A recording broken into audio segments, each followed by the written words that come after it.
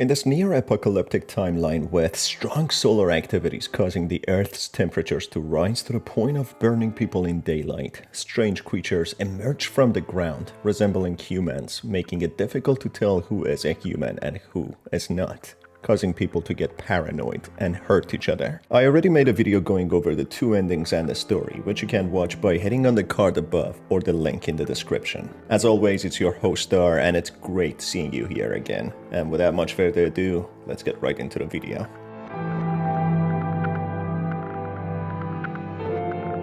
In the last video, we went over two endings, one with the strange man at the door kidnapping the protagonist, and the other with the protagonist being kicked out of his own cabin after letting in visitors who killed other shelter seekers. There is a strange man who comes knocking at the door 2 times during this story, who asks the protagonist if he is alone in the house. If the protagonist is truly alone, not having any guests in his house, the guests who came knocking, asking for shelter, this menacing man takes the protagonist with him, who is never seen ever again. This man seems to be one of these so-called visitors who have dug out of the ground, being menacing and hunting for humans. The fate of the protagonist is not revealed or what will come of it, but it probably is nothing good. On the other hand, if the protagonist takes the visitors who would then end up killing some of the guests in the house, this would cause the guests in the house become terrified and feel as if the protagonist is not someone safe to be around. Instead of leaving the cabin, they decide to force the protagonist out of his own cabin,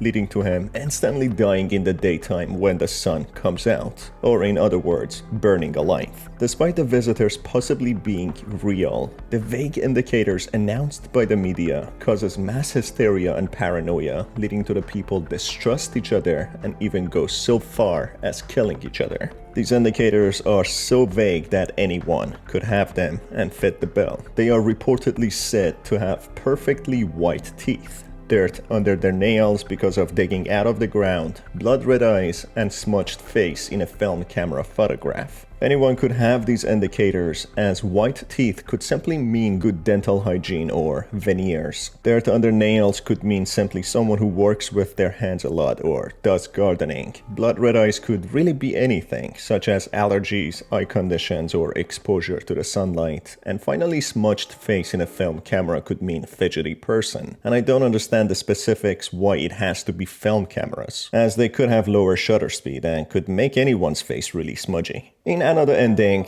this time around, if the protagonist is careful with his decisions, a different outcome can be achieved. It is revealed FEMA is not truly a perfect organization, looking out for the benefit of people and working in their best interest. The visitors who many think are inhuman and something from out of this planet seem to be the same exact people, just with paranoia and hysteria which the media has created. Or at least that's what many people start thinking. The house of the neighbor which got burned down wasn't by visitors, but paranoid and scared individuals not trusting each other. The streets seem to be filled with conflict and death, with people under scrutiny killing the FEMA agents, while others not having these indicators such as smudged face in an image, dirty fingernails and perfect teeth, hunting others and killing them in brutal ways, assuming they are visitors, with corpses even put on display with boards reading that visitors are not welcome. The once quiet and peaceful neighborhood and village has now become drenched in blood, filled with corpses and hostility.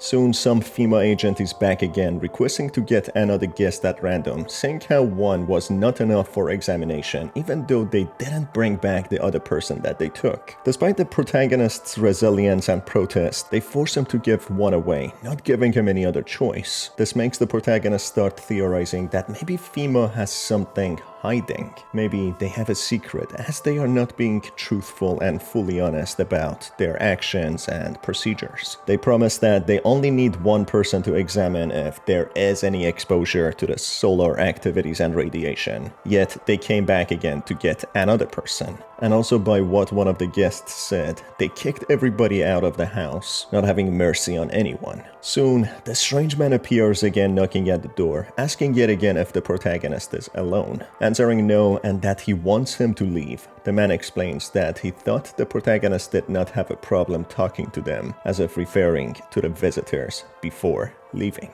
This might be an indication that the protagonist has visitors in his own house, or something more sinister. Going to bed, the new day begins and the protagonist decides outside is no longer safe, boarding up all the doors and windows, staying in with the other guests if some are visitors. The protagonist gets mutilated by them, who do this to feel some sort of emotion. And on that note, the protagonist possibly dies. In here, if he only has a few visitors, they will do this to him. So it's very important that the protagonist makes the best choices and finds out who is a visitor and who is not. On the other hand, if the protagonist manages to avoid any visitors, the ending will be slightly different. Instead of dread and pessimism, the protagonist is optimistic and hopeful, being surrounded by a group of good people. They all get along, waiting for better days, at least for now, until better news are heard, and FEMA possibly manages to evacuate them to a better place. So by the looks of it, visitors might be hysterical people who have turned into violence, seen as creatures known as visitors. People started turning on each other and killing each other, thinking that they are visitors. Some even seem to have adopted a new identity, believing themselves to be these creatures, being people who are psychotic or mentally ill. The FEMA agency, on the other hand, seem to be doing some sort of experiment on people as they change their story and take more and more people with them into these supposed quarantine camps. They even kicked out the owner of one house and took many by force. It appears as if they are running some sort of experiment to turn people against each other by giving them vague indicators on how anyone could be a visitor. But on the other hand, many guests within the cabin started killing others in secrecy and put them in banks. Even the pale, slender man and stranger outside the cabin were extremely hostile and dangerous, with one of them killing a squad of armed and highly trained soldiers. So if he was just a deranged, mentally ill person, how could he manage taking a whole squad of armed soldiers? That simply wouldn't be possible, unless he is actually a supernatural visitor who has dug out of the ground. What is strange is why this visitor is not forcing his way into other people's houses and the protagonist's cabin, as he doesn't seem to have any difficulty physically doing that. So it is at the same time a possibility that it is not paranoia alone that has turned people against each other,